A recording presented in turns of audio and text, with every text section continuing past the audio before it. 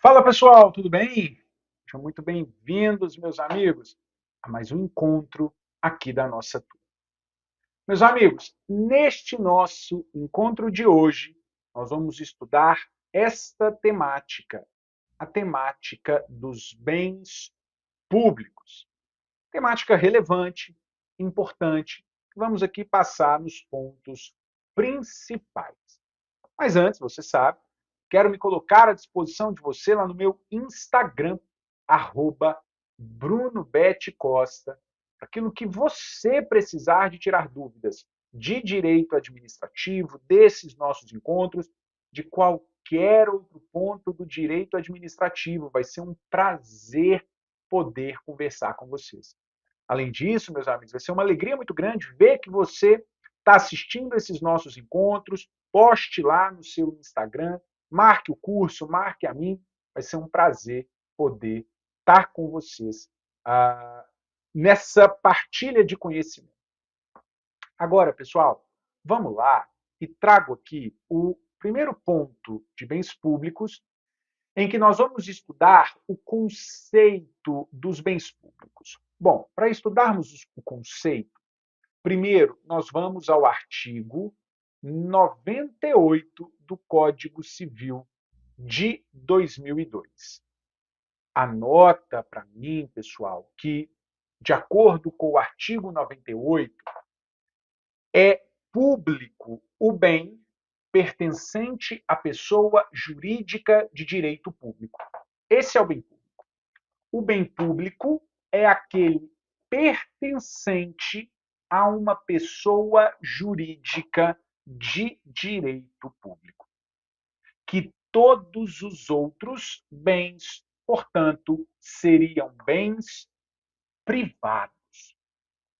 Observe, pessoal, que ao artigo 98 do Código Civil trazer esse conceito, ele vai expor para nós que o Código Civil adotou o critério subjetivo, adotou o critério subjetivo para conceituar os bens públicos. Porque importa quem é o seu titular. As pessoas jurídicas de direito público, então é bem público. É pessoa jurídica de direito privado? Então é bem privado. Só que você vai anotar para mim ainda que a doutrina A de H, né? A de haver a doutrina que estabelece que também é bem público, ainda que pertencente à pessoa jurídica de direito privado, aquele bem que esteja afetado à prestação do serviço público. Será público o bem que esteja afetado à prestação do serviço público. E nesse momento, esta doutrina adota aqui uma concepção, um critério material ou funcionalista. Adota um critério material ou funcionalista. Muito bem. Só que nós temos que discutir o seguinte: como o STJ se posiciona? O STJ vai dizer que é público o bem pertencente à pessoa jurídica de direito público, mas que os bens privados que estejam afetados à prestação do serviço público gozam da proteção pública. Anote isso. É público o bem pertencente à pessoa jurídica de direito público, mas o bem privado de pessoa jurídica de direito privado que esteja afetado à prestação do serviço, ele goza da proteção de bens públicos, da impenhorabilidade, da imprescritibilidade e por aí vai. Então, esse é o conceito de bens públicos. No nosso próximo slide, eu quero trazer aqui para você, veja, está como tópico número 3, mas você coloque aí, na verdade, tópico número 2. Então, coloque aí, olha. nós vamos estudar a classificação dos bens públicos.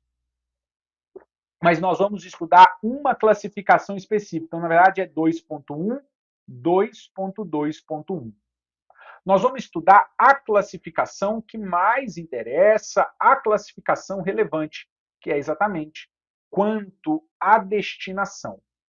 Porque aí você observe quanto à destinação, os bens podem ser bens de uso comum do povo, podem ser bens de uso especial e podem ser bens dominicais. Perfeito? Vamos começar com os bens de uso comum do povo.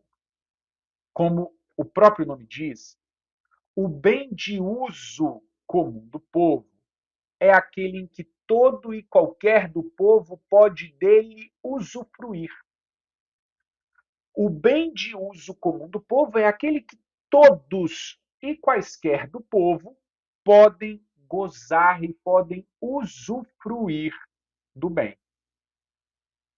Agora, você vai anotar, para mim isso é relevantíssimo, que apesar de ser conceituado e classificado como um bem de uso comum do povo, é possível que haja eventual restrição ou impedimento,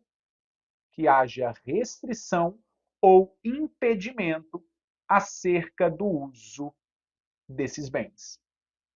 Como, por exemplo, fechamento de uma rua para comemoração de festas, de comemorações de títulos de clube, manifestações políticas, é obviamente possível, ou inclusive uma restrição, como, por exemplo, pedágios em estradas. São bens de uso comum do povo, mas nada impede que haja a restrição e o impedimento do uso desses bens. Você vai anotar para mim, pessoal, que os bens de uso comum do povo, preste atenção, são bens indisponíveis. Os bens de uso comum do povo são bens indisponíveis. Grave isso. O que quer dizer ser um bem indisponível? Quer dizer que ele não tem caráter patrimonial, não tem caráter patrimonial e ainda é inalienável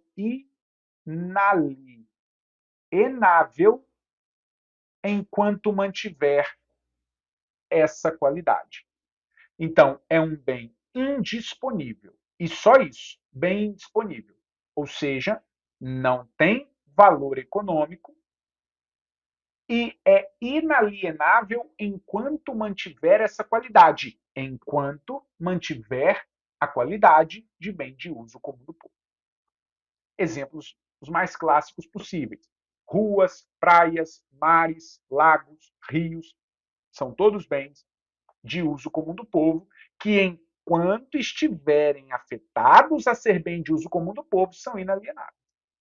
Ponto. Segunda classificação, você vai anotar para mim, são os bens de uso especial. Os bens de uso especial são aqueles que visam a execução de serviços administrativos e de serviços públicos em geral. São aqueles que visam a execução de serviços administrativos e de serviços públicos em geral. E anote mais, que os bens de uso especial são aqueles que cabem o uso primordial ao próprio poder público. Cabe ao próprio poder público o uso primordial daquele bem. O poder público é quem vai usar daquele bem como regra. E aí nós temos bem de uso especial. Você vai anotar para mim que esses bens de uso especial são bens patrimoniais indisponíveis. Esses bens de uso especial são bens patrimoniais indisponíveis. Meus amigos, o que quer dizer o bem ser patrimonial indisponível? Olha, patrimonial quer dizer que há valor econômico do bem. E ele é indisponível porque é inalienável enquanto mantiver essa qualidade. E por isso eu pedi para você memorizar bem que o de uso comum do povo é bem indisponível. Só isso. Porque ele não tem valor econômico e é inalienável, ao passo que o bem de uso especial é patrimonial e indisponível. Ele tem valor econômico e é inalienável enquanto mantiver essa qualidade. E os exemplos são as repartições públicas, prédio da Procuradoria, delegacia de polícia, posto de saúde, poder judiciário, MP, enfim, são bens de uso especial. E, por fim, os chamados bens dominicais, ou também chamados de dominiais, são aqueles que possuem um caráter, têm uma classificação, um conceito residual. Ou seja, não são bens de uso comum do povo e nem bens de uso especial. São bens dominicais, são bens dominiais. Ou seja, anota para mim, os bens dominicais são aqueles sem destinação, são aqueles sem destinação pública específica. São aqueles sem destinação pública específica. Como, por exemplo, veja, prédios públicos desativados. Prédios públicos desativados. Eles estão sem destinação específica. Estão, portanto, desativados. São, portanto, bens dominicais.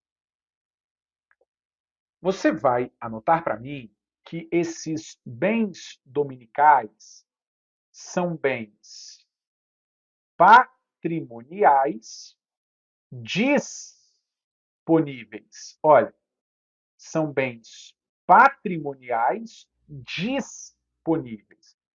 São patrimoniais, você já sabe, porque tem valor econômico. Mas e agora são disponíveis, porque podem ser alienados desde que cumpridos os requisitos legais. Perfeito? Então, muito cuidado, essa é uma classificação relevantíssima. Continuo com você e trago, aqui está numerado como ponto 4, é na verdade o ponto 3, a gente vai conversar sobre afetação e desafetação.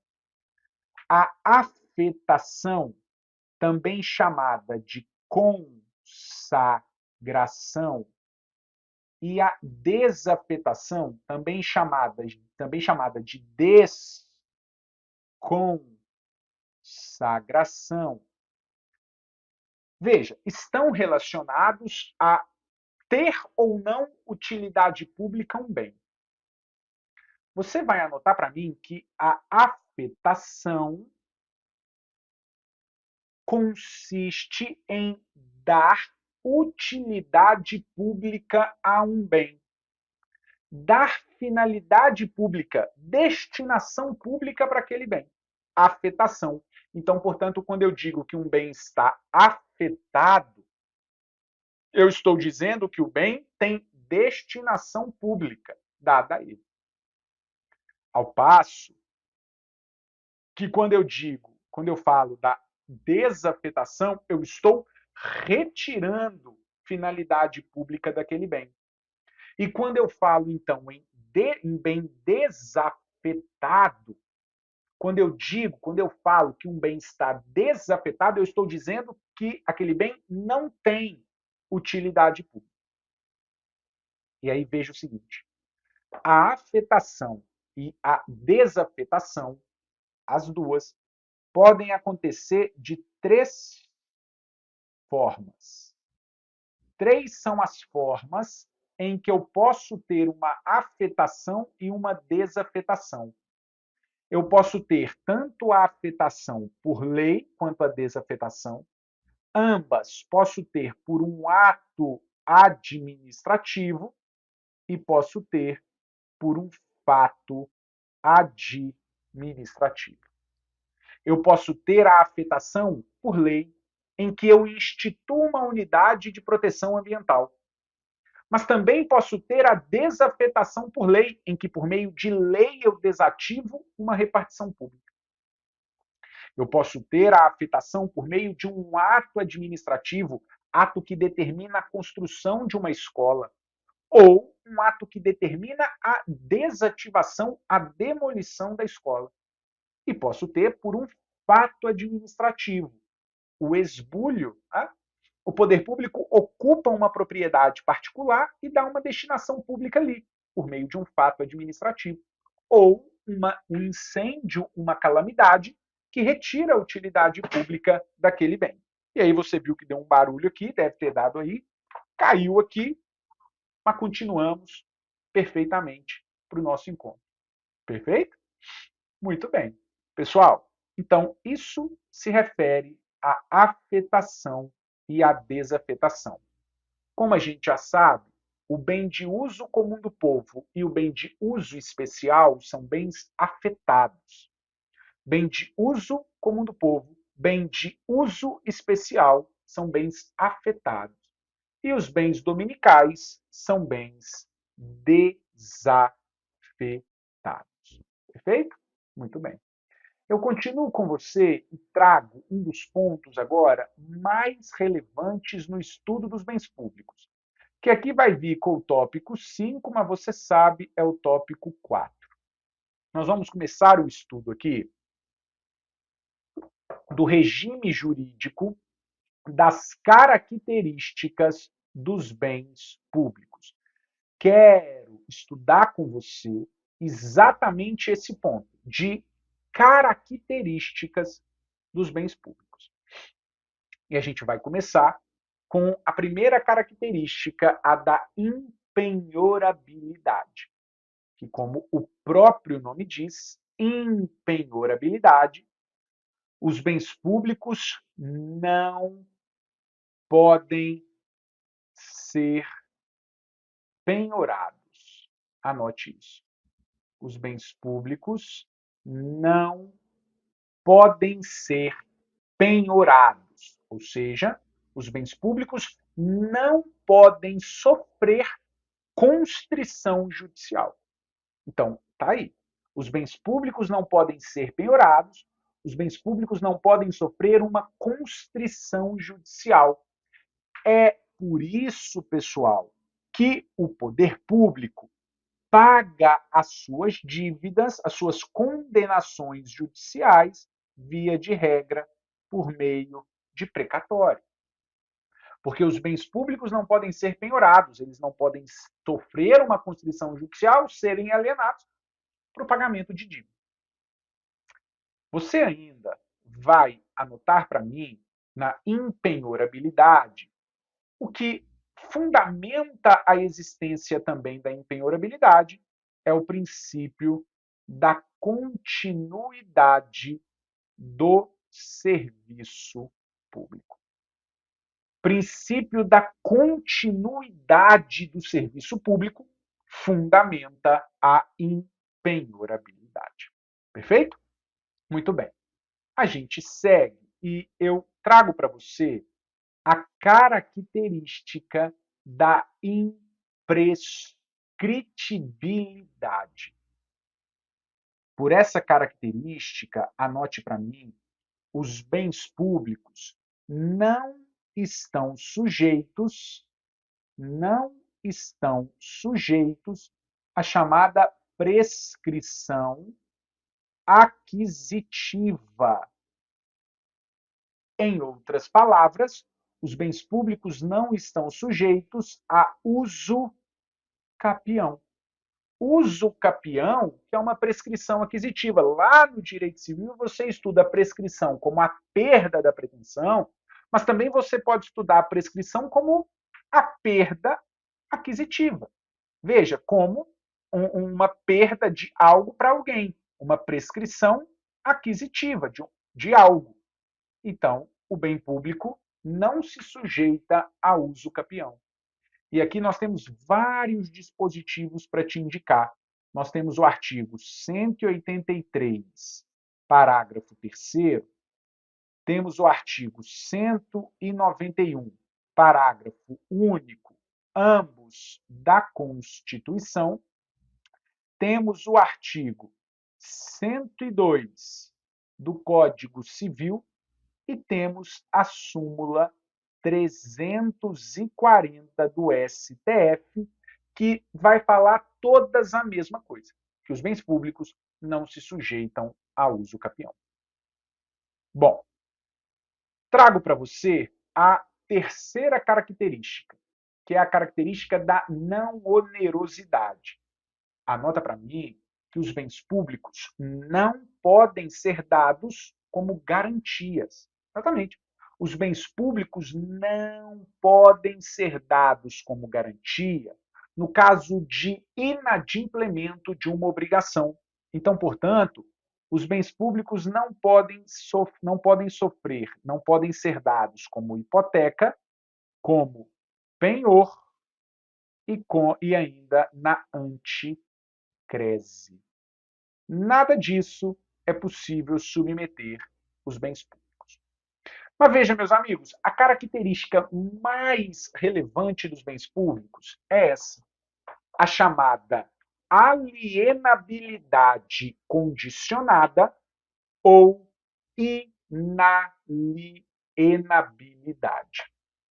Pessoal, a chamada alienabilidade condicionada ou inalienabilidade. O que eu quero dizer com isso? A depender da doutrina que você vai ler, a característica vai ser inalienabilidade. A depender da doutrina, vai ser alienabilidade condicionada. E até dependendo da prova, também nós temos essa distinção. Eu, Bruno, acho mais técnico nós falarmos em alienabilidade condicionada, porque afinal de contas, bem público pode ser alienado, desde que cumpra certos requisitos. O que você vai anotar para mim? Que os bens de uso comum do povo, e os bens de uso especial são inalienáveis enquanto mantiverem essa qualidade. Bens de uso comum do povo e os bens de uso especial são inalienáveis enquanto mantiverem essa qualidade. Enquanto for um bem de uso comum do povo. Enquanto um bem de uso especial, inalienável. Para ser alienado, nós vamos ver a primeira condição é ser um bem dominical, ou seja, que esteja desafetado à prestação de um serviço, que esteja desafetado a uma utilidade pública. O que eu preciso que você observe comigo? Quais são esses requisitos? Quais são essas condições para a alienação de um bem público? E nós vamos estudar essas condições com base já na Lei 14.133, a Lei de Licitações. Trago para você dois requisitos. Requisitos gerais e requisitos específicos. Dois grandes grupos, dos requisitos gerais e dos requisitos específicos. Vamos lá. Quais são os requisitos gerais? Todo e qualquer bem público, para ser alienado, precisa observar esses requisitos. Primeiro, o bem tem que ser dominical. Segundo, tem que ter interesse público devidamente justificado. E terceiro, tem que ter avaliação prévia. Não importa se é um bem móvel ou imóvel, não interessa. Tem que ser um bem dominical, tem que ter interesse público devidamente justificado e tem que ter avaliação prévia. Por que digo isso? Vamos lá, os requisitos específicos. Porque aí nós teremos requisitos específicos para imóveis e requisitos específicos para móveis. Quais são os requisitos específicos para os imóveis? Nós temos que ter autorização legislativa e licitação na modalidade leilão, dispensada em determinadas hipóteses previstas lá no artigo 76 da Lei 14.133. Então, nós temos que ter, primeiro, autorização legislativa. Agora, observe que se tratar de uma alienação de imóveis da administração, cuja aquisição tenha sido derivada de procedimento judicial ou de dação em pagamento, dispensará a autorização legislativa e exigirá apenas a avaliação prévia e a licitação na modalidade leilão. Então, se tratar de um imóvel adquirido por procedimento judicial ou dação em pagamento, eu não preciso de autorização legislativa. Vou precisar apenas, claro, que ele seja dominical, que tenha interesse público devidamente justificado, licitação e avaliação prévia. Presta muita atenção no nosso segundo requisito, em que a licitação necessariamente precisa ser pelo leilão, se não for hipótese de uma licitação dispensada. Chama atenção porque a concorrência não é mais modalidade de licitação usada para alienação de bens públicos. Não posso mais usar a concorrência para isso. Ainda veja, pessoal, trago que para a venda de bens imóveis será concedido direito de preferência ao licitante que, submetendo-se a todas as regras do edital, comprove a ocupação do imóvel objeto da licitação. Então, o sujeito que comprove a ocupação do imóvel, ele terá direito de preferência. E, por fim, o requisito específico do bem móvel. Para alienar um móvel, eu preciso de licitação na modalidade leilão, dispensada em determinadas hipóteses, no mesmo artigo 76.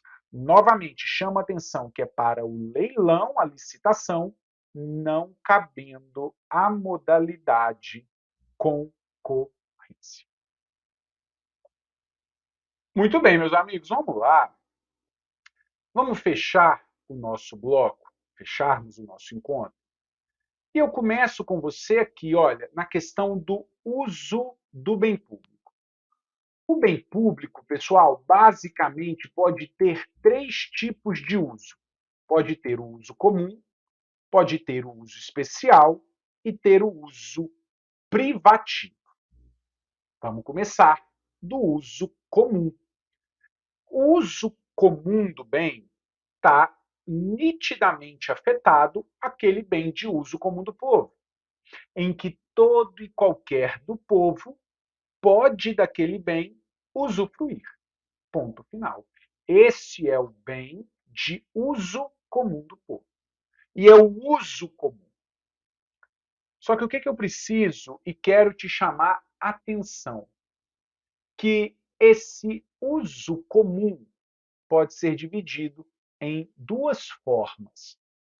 Nós podemos ter um uso ordinário ou comum, e nós podemos ter um uso extraordinário ou anormal. Eu vou melhorar isso aqui para você, dizer o seguinte, olha, nós podemos ter um uso ordinário ou normal, tá? Podemos ter um uso ordinário normal ou um uso extraordinário ou anormal. O uso ordinário ou normal é o uso compatível, com a destinação do bem.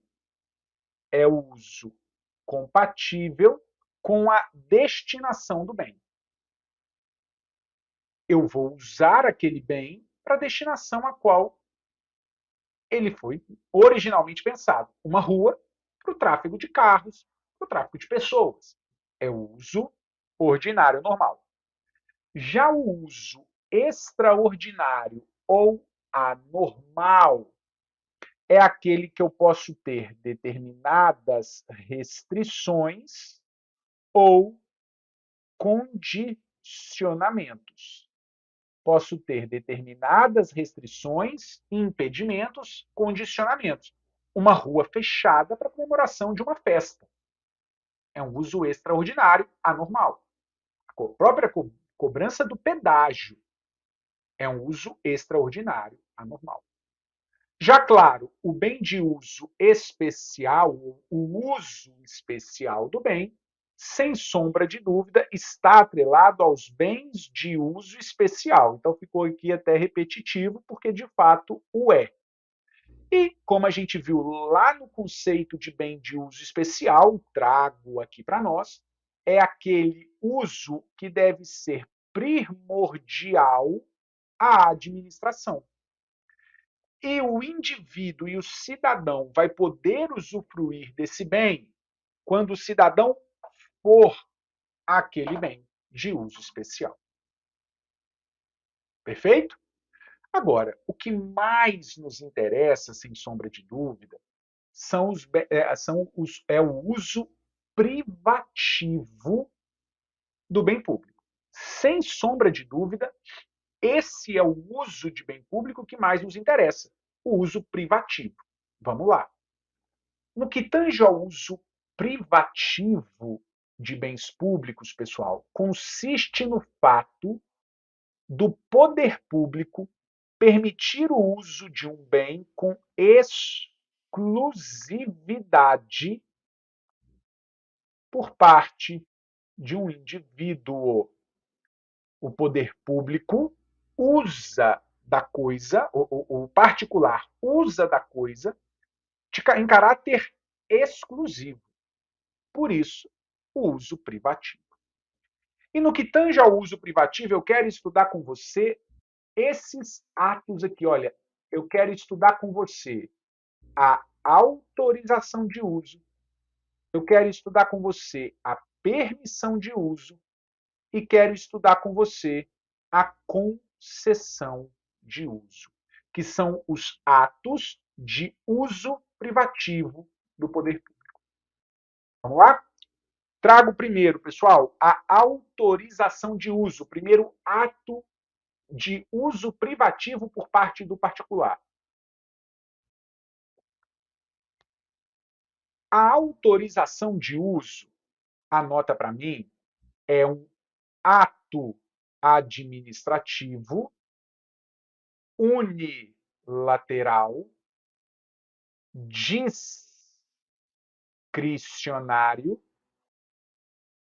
praticado a título precário, com o intuito de atender interesse predominantemente privado.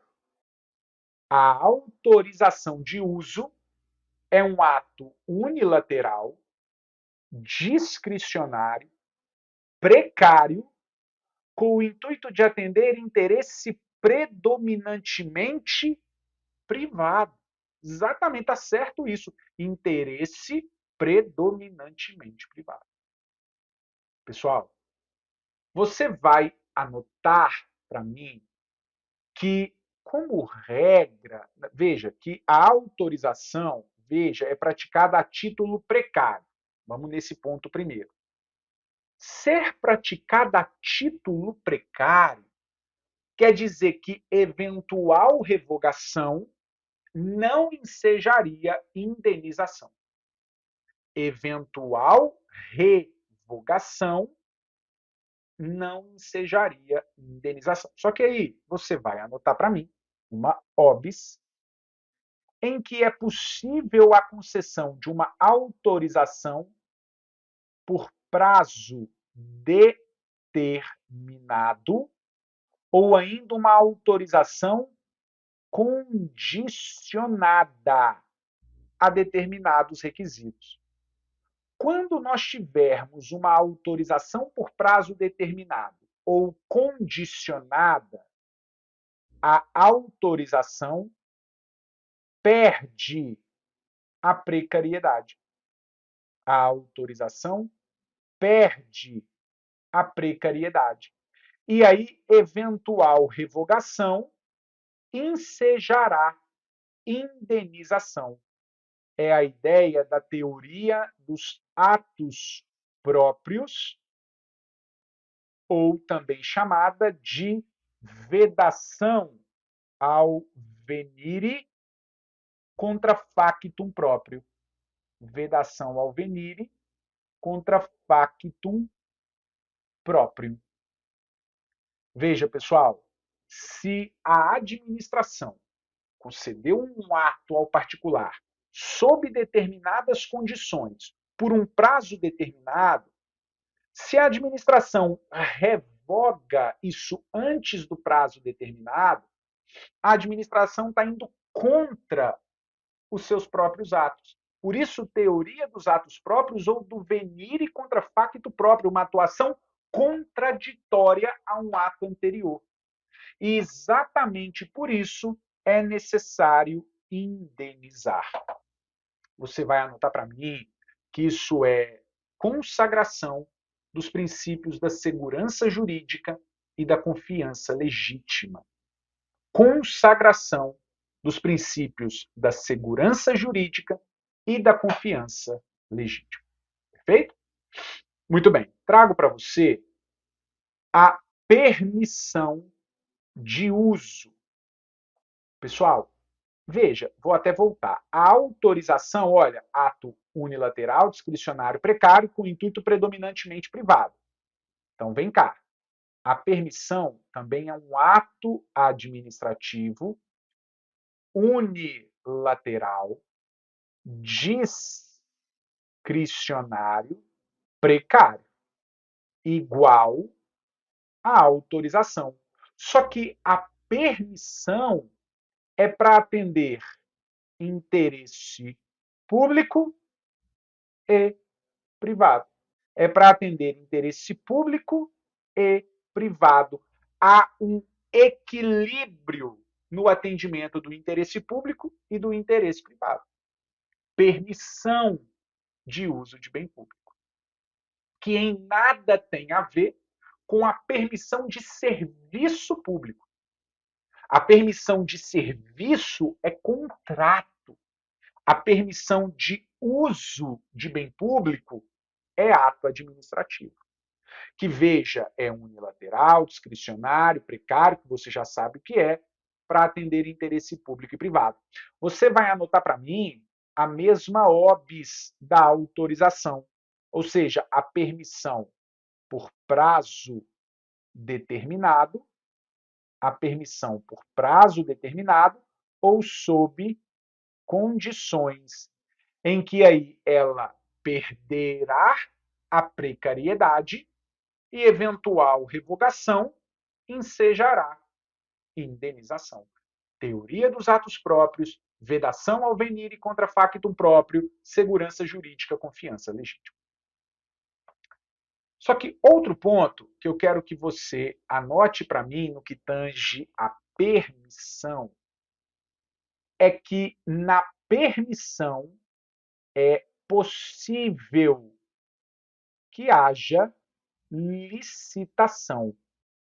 Na permissão é possível que haja. Lá na autorização, você vai anotar, não é possível licitação, não haverá licitação, melhor dizendo. Não é que não é possível, é que não há licitação.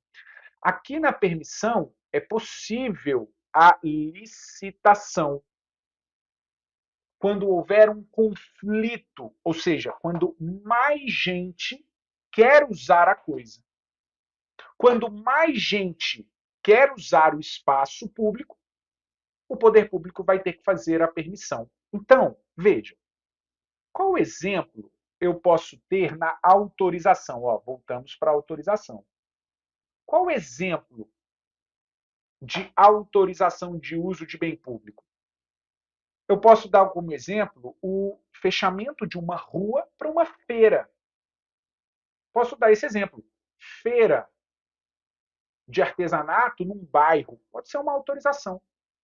Mas essa mesma feira também pode ser, ao invés de autorização, pode ser permissão de uso. Vai depender da lei. Com certeza é permissão de uso banca de jornal. Banca de jornal é permissão de uso. Perfeito? Muito bem. E, por fim, trago para você a concessão de uso. Pessoal, a concessão de uso não é ato administrativo. A concessão é contrato administrativo.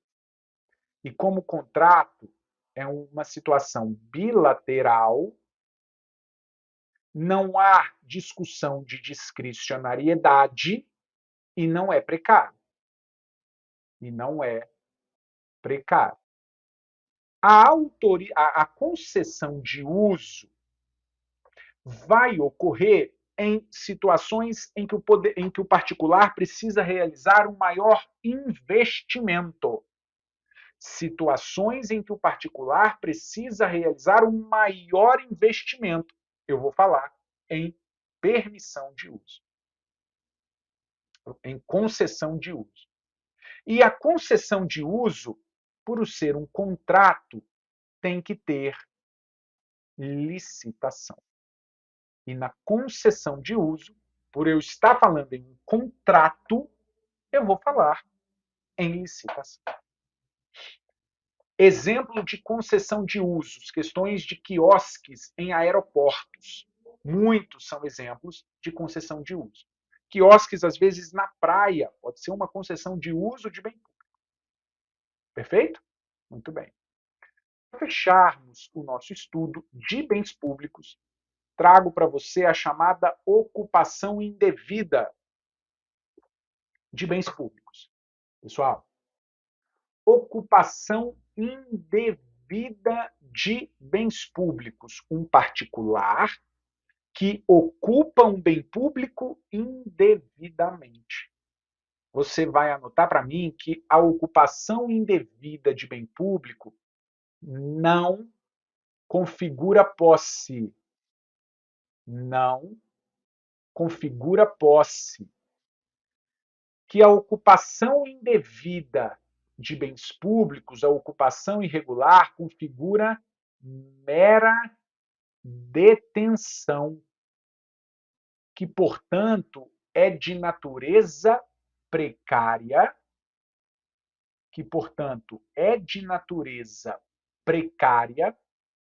insuscetível de retenção ou de indenização por benfeitorias ou acessões realizadas.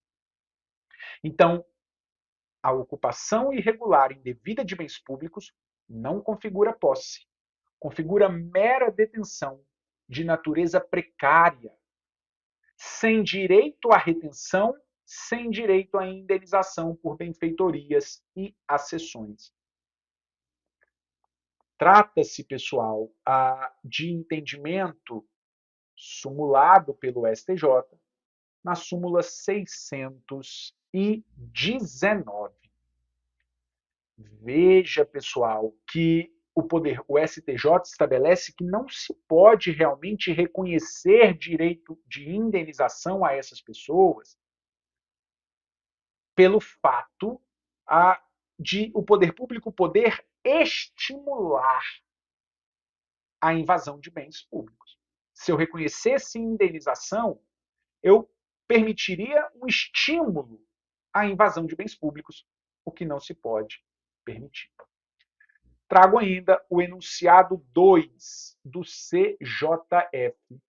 Observe que o enunciado 2 vai dizer o seguinte, olha, vai dizer que o administrador público está autorizado por lei a valer-se do desforço imediato, sem necessidade de autorização judicial, solicitando, se necessário, força policial, contanto que o faça preventivamente ou logo após a invasão ou ocupação de imóvel público de uso especial, comum ou dominical, e não vá além do indispensável à manutenção ou restituição da posse, ou seja, o enunciado 2 permite o poder público valer-se da figura do desforço imediato, a autotutela, sem a necessidade, veja, de autorização judicial, podendo inclusive solicitar força policial. Agora, para o poder público fazer uso do desforço imediato, ele precisa fazer preventivamente ou logo após a invasão ou ocupação e, claro, use a força proporcional. Muito bem, meus amigos. Nesse momento, eu encerro com você a temática dos bens públicos e, rapidamente, eu quero passar com você com alguns comentários aqui em demais intervenções do Estado na propriedade, em que a primeira que eu quero conversar com você é a figura da limitação administrativa. De uma maneira muito rápida, muito tranquila, a limitação administrativa é uma intervenção restritiva do Estado na propriedade por normatização.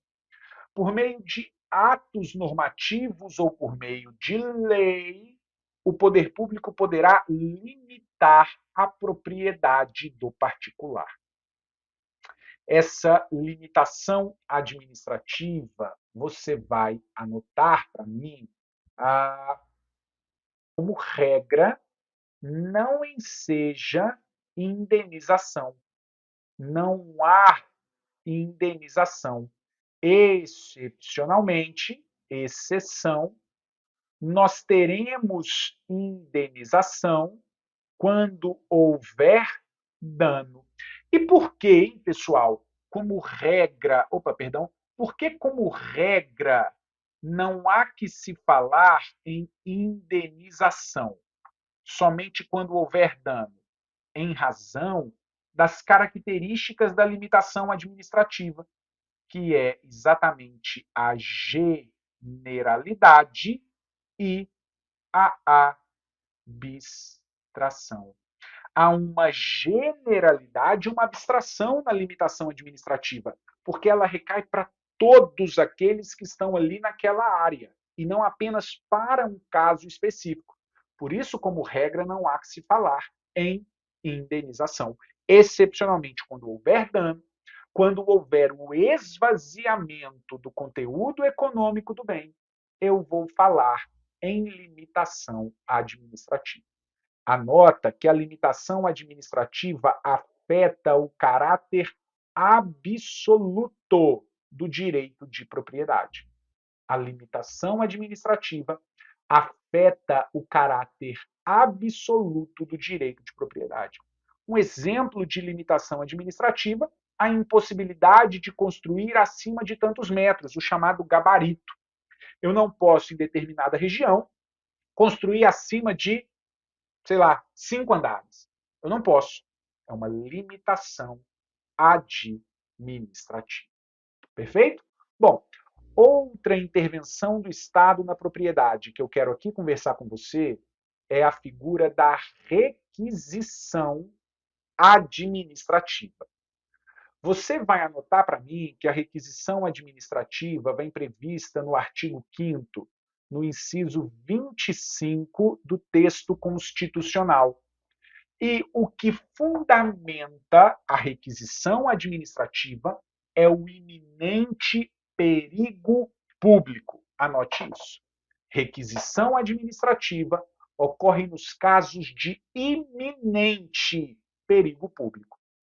A requisição administrativa, como regra, recai sobre propriedade privada, de acordo com o Supremo Tribunal Federal, fazendo uma interpretação, uma leitura do artigo 5º, inciso 25 da Constituição, não é possível recair sobre bens públicos em situações de normalidade. O Supremo entende que, excepcionalmente, é possível recair sobre o patrimônio, sobre bens públicos, sobre a propriedade pública. Quando houver um estado de sítio ou estado de defesa regularmente declarados. Ou seja, numa situação de normalidade institucional, eu não posso decretar a requisição sobre bens públicos, só sobre propriedade privada. Por isso, o Supremo, no período da pandemia, entendeu que a União não poderia requisitar bens, vacinas e seringas, ampolhas de estados, como a União quis ao longo da pandemia. Não pode. O Supremo não pode, porque a Constituição fala em requisição de propriedade particular. Ela permite, de maneira excepcional, quando houver um estado de sítio ou um estado de defesa, regularmente declarados. Você ainda vai anotar para mim que todos os entes federados, todos os entes podem executar a requisição administrativa. Todos os entes podem executar, mas apenas a União tem legitimidade para legislar. Então, a União tem legitimidade privativa, tem uma competência privativa para legislar. Legislação privativa da União, conforme dispõe o artigo 22, inciso 3 do texto constitucional. Você ainda vai anotar para mim que na requisição administrativa nós temos as características da imperatividade, independe de concordância de autorização do particular, autoexecutoriedade, que independe de autorização do Poder Judiciário, e a temporariedade, sob pena de se confundir com a desapropriação. E vai anotar que, como regra, não há indenização. Como regra, não há indenização. Que excepcionalmente, exceção, haverá indenização quando houver dano. Quando houver dano, eu vou falar em indenização. E digo mais, apenas uma indenização ulterior. A indenização posterior e não antes. Perfeito? Muito bem. Pessoal, para fecharmos o nosso estudo, eu quero rapidamente tratar com você desta figura, da figura do tombamento. Rapidamente. Anote para mim que o tombamento é uma intervenção restritiva do Estado na propriedade para proteção de patrimônio histórico, cultural e artístico, que todos os entes federados podem tombar, como todos os entes federados podem legislar sobre tombamento. Anota para mim que se admite o chamado tombamento coletivo. Tombamento coletivo ou geral é o tombamento de uma cidade inteira ou de um bairro inteiro.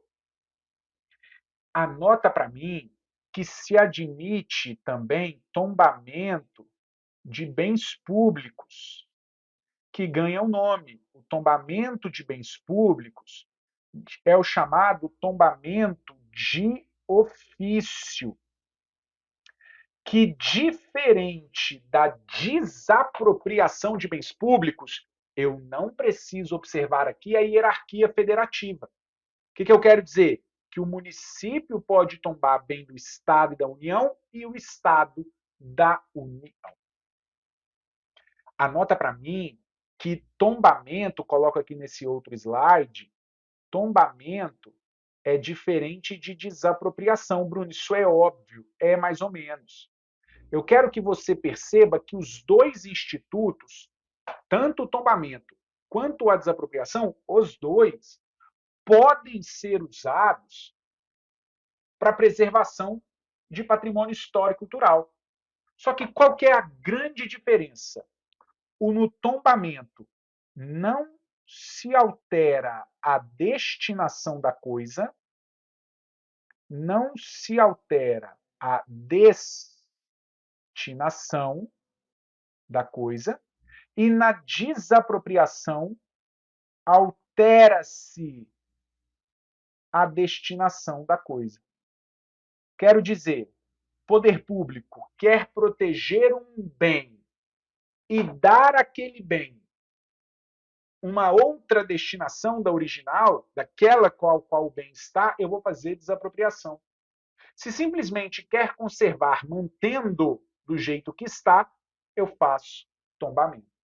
O poder público quer proteger uma casa em que mora uma família, mas essa casa anteriormente pertencia a um grande escritor famoso e o poder público quer ali instituir um museu sobre aquele escritor famoso. Não vai fazer tombamento. O poder público vai fazer desapropriação, porque se altera a destinação. Perfeito? Muito bem, meus amigos, aqui eu encerro esse nosso encontro e encerro o nosso curso. Quero novamente me colocar à disposição de você lá no meu Instagram, @BrunoBetCosta. Valeu, meus amigos. Um grande abraço. Fiquem com Deus. Tchau, tchau.